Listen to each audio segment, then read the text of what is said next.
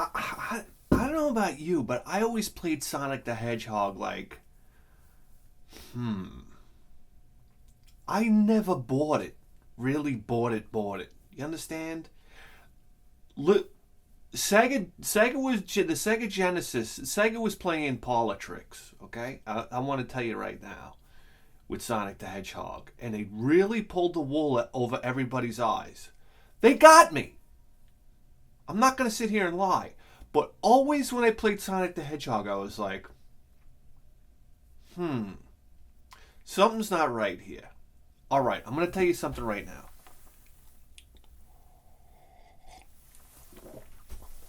They dazzled you with the graphics. Okay, you got to understand something. People were very vulnerable at the time. We just came off the NES. Everybody had the NES. Here comes this Sega guy.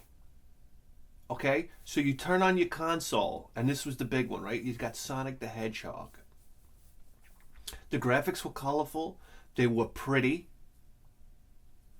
I mean, and they were different. Remember, like, the textures and whatnot? Yeah. And then you were in the green zone, and it was kicking out this music, and everybody knew the Genesis music was horrendous. But you got that,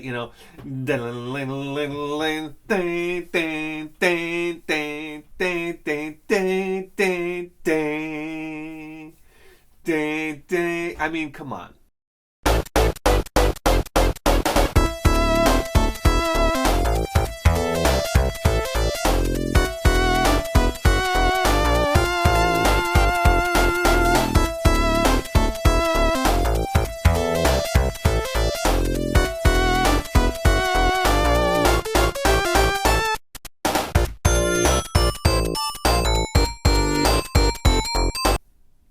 It's charming. But then, as you played Sonic the Hedgehog, you'd get in a tube, and all of a sudden it was like, okay, I could just put my controller down, and this thing takes over. Then you realize you were playing a platformer that kind of got on rails. It was fun to watch. I loved watching it. I was like, oh my God, it's going so fast. And it spit you through the air, and this, that. The other thing, you'd land on this spring, and you go flying over here. But I got news for you. There was something missing. I never played Sonic the Hedgehog and was like, oh yeah, this is such a great game. Right? There were a lot of gimmicks involved. The ring gimmick. Okay, let me tell you something. When I figured out, I said, oh, you got 3 lives? I don't know what's going on here. But then I figured out when you got the rings, you could get hit, and the rings would fly everywhere. And as long as you collected a few more rings, you could get hit like that again. I said, that's it. Game's beat. I'm beating the game today. Never did. I never beat Sonic the Hedgehog. I just never got into it that much. The ring gimmick was cool. That was cool. I used to love letting out all the little animals at the end of the board. You understand? You know what Sonic the Hedgehog was like? It was like a lot of 1980s new wave bands. It's like listening to Tears for Fears. It's like, can these guys really sing? I mean, I love the music. And I'm like, I'm in. I'm along for the ride. But I always thought to myself, do those guys really know how to sing? They're kind of like nasally. The same thing with Duran Duran. It's like, oh yeah, well, listen, what was the song?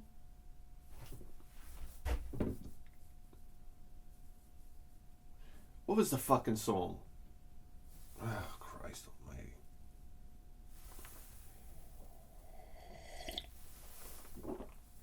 Wild Boys. Wild Boys. Wild Boys. I mean, and then you'd hear him sing and you're like, does this guy really know how to sing? Or did they sell me something here? Because I love Duran Duran. Don't get me wrong. But I always had this question in the back. And there was a lot of like English groups like that. You're like, can these dudes sing? Like, how do we get a music career going here? But you listen to it. It was great music. I don't know how to explain it. Same thing with Sonic the Hedgehog. Please, I got Sonic Adventure on the Dreamcast.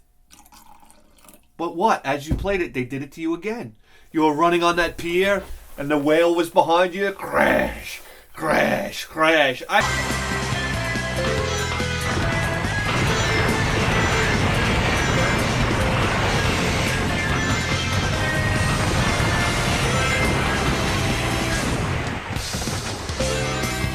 I bought it, hook, line, and sinker. I said, wait a second, I'm not in control of this. But it's okay, I love watching it.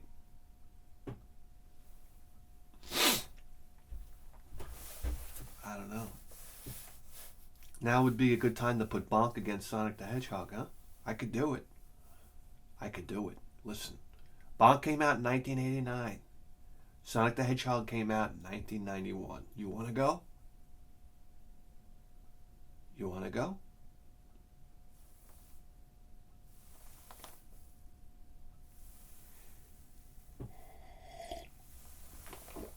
You know, you want to talk about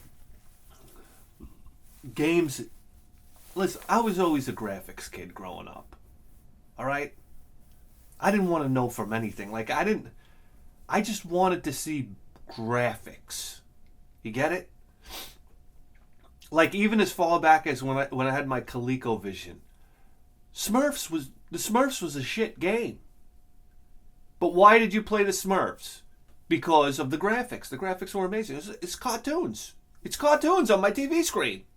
It's the first example of a game where I was like blown away by the graphics. Come on, you'd start out, there was a Smurf village in the background. Well, just one of the mushroom huts. And here you are. You had Gargamel's castle in the background as you would get closer to Smurfette. And I mean, come on, the graphics were unbelievable for the time. And then moving forward into the Nintendo years, I was interested in graphics, realistic graphics. Games like Metal Gear. I wanted to see Army guys. Gogol 13. This was very advanced. Dr. Jekyll and Mr. Hyde. Yeah, I thought... Listen, I was very happy when I bought Dr. Jekyll and Mr. Hyde. A lot of people like to talk down about this game. Okay, I understand the game is fundamentally broken. But the graphics pulled it through. I don't know how to explain it. The graphics were amazing for the time. They were amazing. Houses in the background. You're walking around during the day. Something like this never happened, where you're walking like down the road and there's a fence, there's a stone wall, there's regular people, there's women with umbrellas coming through. You never saw anything like this. This is normal back in the 1800s? Early 1900s? This was normal. You know, gaslight lamps and stuff like and this type of thing. You're walking through the park, there was a fountain. The fountain was operational. I'll never forget, there was a boy taking a piss. I used to call my mother into the room. Mom, look at the fountain. The fountain's on. He's peeing. You know. She's like, she'd entertain me, you know. She'd entertain me. But deep down inside, I knew she knew something was wrong. But I was always happy with that game. Just for the graphics alone. I wanted and then when it came to 16-bit, you know, and we had 3 different consoles spread out all over the place, it was very important that the console that I was playing had the best graphics. It was tremendous. And I think graphically, the Turbo Graphics, was probably Legendary Axe 2. Yes. It was these big sprited end bosses that reminded you of the arcade. They were fast moving. These weren't sluggish. These were bosses that were moving around at not just. They weren't just moving at normal speeds, but they were moving fast. That was the incredible thing about Legendary Axe 2. That was a graphical powerhouse.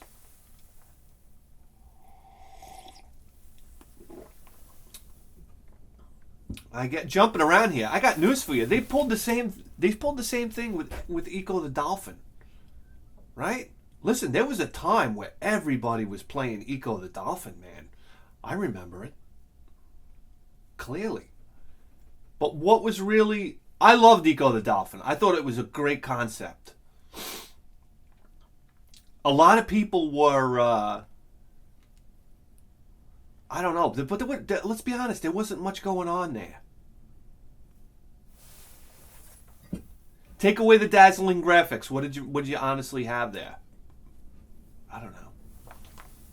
Oh my God. Ecco the Dolphin jumping out of the water.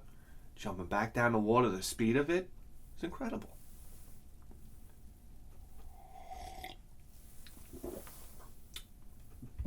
I remember the Jaguar. When I got the Jaguar, the only game that grabbed me graphically, and this was the heartbreaker about the Jaguar. Imagine this. This was the irony of the Jaguar. 64-bit. Oh my God, did they have me. This was 64-bit before Nintendo 64 came out. And that's the heartbreaker about the N64. Graphically, yes. Yes, Mario 64 was amazing. Graphically. But after that? After that, what? Wave Race, maybe? The Water and Wave Race? But these graphics were different. This wasn't the graphics we were used to. Much different. I remember getting... well, it was like some type of... It was almost like Publishers Clearinghouse for video games. And I remember I bought 3 games for the price of 1. I got Fatal Rewind. I got 2 hunk of shit games just to get Shadow of the Beast. And to be honest with you, Shadow of the Beast wasn't much better for the Sega Genesis. The only thing Shadow of the Beast had going for it was graphics. Beautiful graphics. I have to say. More beautiful than the Turbo Duo version. And it breaks my heart to say it. It just had more parallax scrolling. Remember when he was running? The Beast looked better in the PC Engine version. But in the Sega Genesis version, the backgrounds, I mean, there was so much parallax scrolling. Remember when he was running, through the first level, and then you see the clouds. The Sega Genesis had these beautiful clouds, like a couple layers of scrolling clouds up in the air.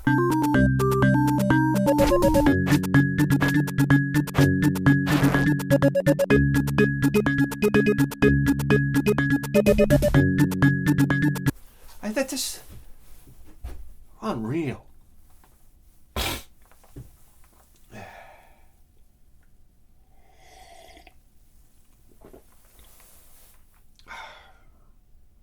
You want to talk about like graphical powerhouses for the TurboGrafx 16?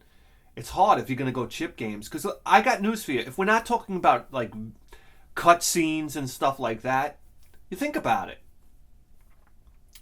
The TurboGrafx always had beautiful, smooth graphics, but did they really have any like graphically powerhouse type games? Corioon.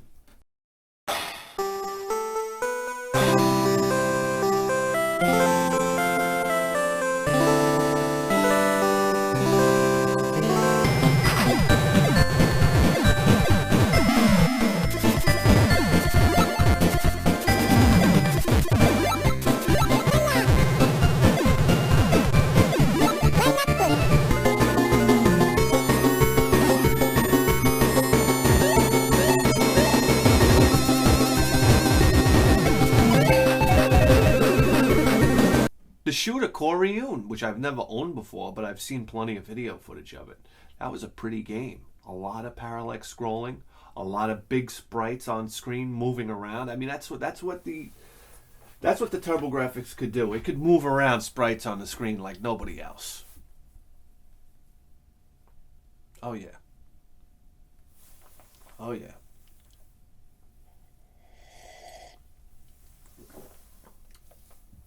And graphics, I think graphics hit their peak when the Super Nintendo came out. As far as I'm concerned, sprited graphics hit their fucking peak. I know people are doing it now, but I mean, games like ActRaiser, the side-scrolling levels in ActRaiser were just like They were eye-popping. Honestly.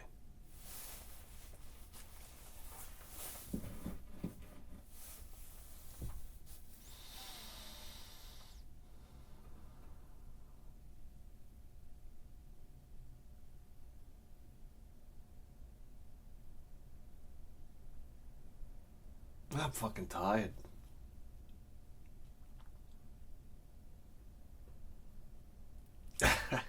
It's just like, woo, just tired, man. I tell you what, man, life is a motherfucker. Whew. You guys are working hard out there. I know. I listen. Everybody's working hard, right? It's like sometimes you can't catch up. The body can't catch up.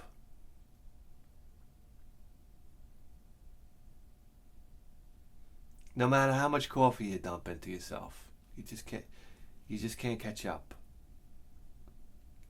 I wonder, like, is it like this in other countries? Like, I wonder what's going on here. Have we been sold something? I don't know what's going on here. I think it's because I live on Long Island, man. Oh my God, it's just such a grind over here. I'm sure it's tough wherever you are too. Come to Long Island for a couple of fucking years. It'll fucking grind you into dust over here. There's not a moment of relaxation, do you understand? Not one fucking moment of relaxation. My God. You know, I live my whole life for retirement. Like, that's all I think about is retirement. I think about all the things I'd love to do in retirement. Just paint. I don't know, make things. Build furniture. That's my dream. Just to build furniture that I'll put in the house and my wife will hate.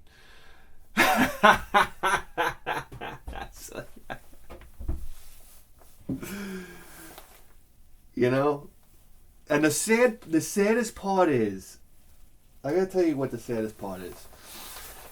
I don't know about you, but I worked my whole life for retirement. My first time, Jesus Christ, being 17 years old. I always worked, I worked since I'm 13, 14 years old. I mean, I worked in a baseball shop counting baseball cards. Oh my God, you want to talk about a monotonous fucking job. I used to sit there and sort baseball cards. Oh my, in sets, you know, like a set would be like 800 cards. I just walk into like a box of cards. Here, sort these. I have to sort them all out into boxes, keep them in number order. Oh my God. Your fucking eyes would strain to the point of myopia, staring at the numbers on the corner of the cards. For hours. Just hours doing that. Then I worked in bakeries, you know, as a young man. And then I remember when I got my first job working 8 hours a day. My very first day I worked 8 hours. I said, oh no. This can't be. This can't be. This is not what life was meant to be. I said, this isn't happening. And then I did that I'm still doing that for 25 years straight. Hey. You ever go to your job like in the morning or whatnot and you walk that walk to the punch clock and you're just like, man, oh man, how many times have I walked this walk? How many times am I gonna walk this walk? It's fucking insane, man. It's fucking insane. Listen, I know we have free will, but if anything feels like slavery, Jesus Christ. And then I don't know about then you work 2 jobs, and it's like you get done with one, and it's like on to the next. Huh? I just want to watch TV. So it's the fun. You know what? I think it's the cruelest joke in life. I know what's going to happen because I talk to retired people.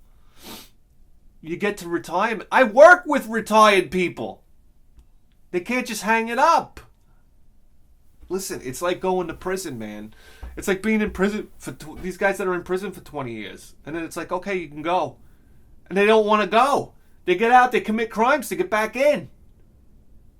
You're so used to this routine, this rut.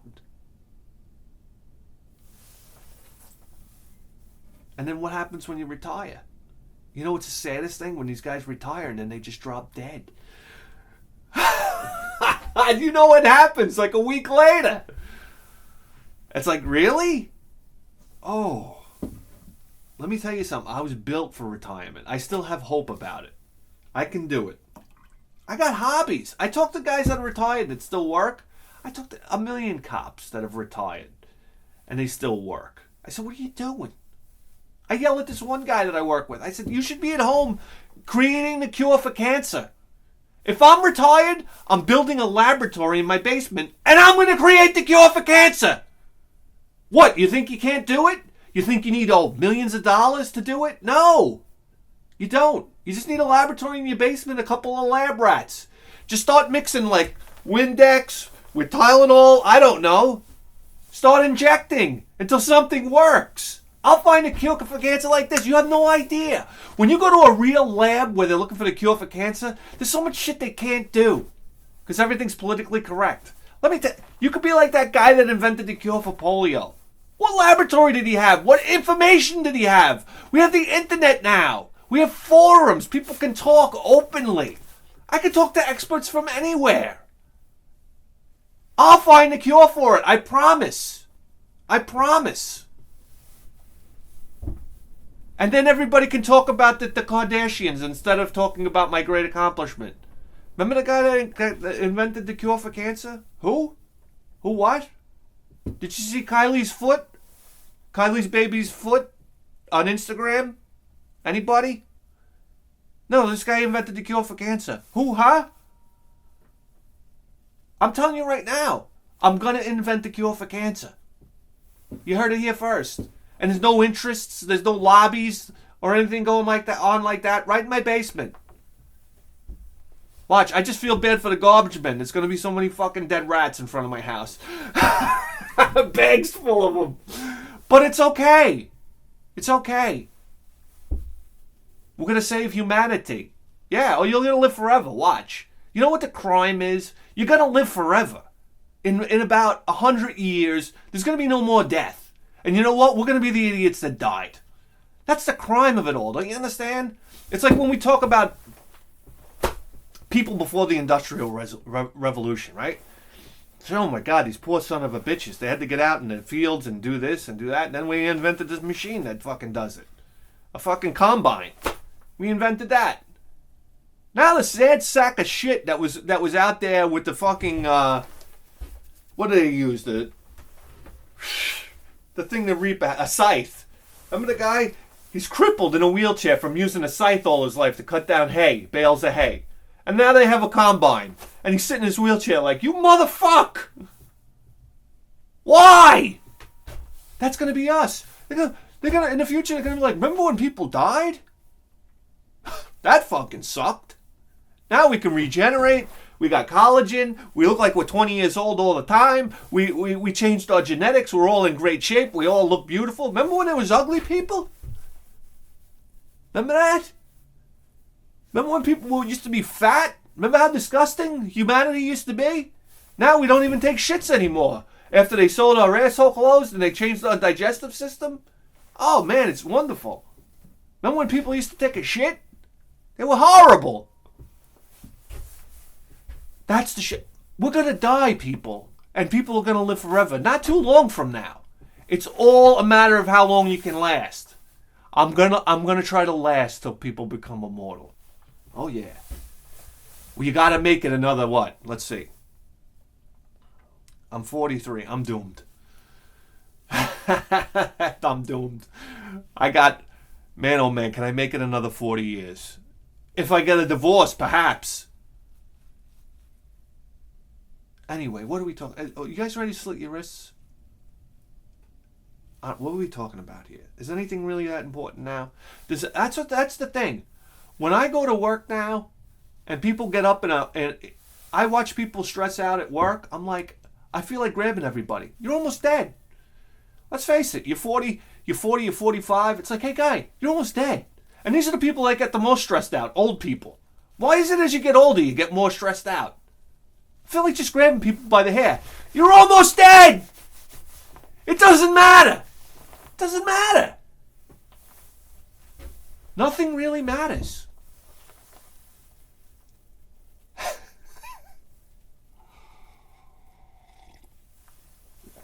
Alright, I don't know where I'm going with this one. You just tuned into the greatest video game program in the history of human civilization. And you better believe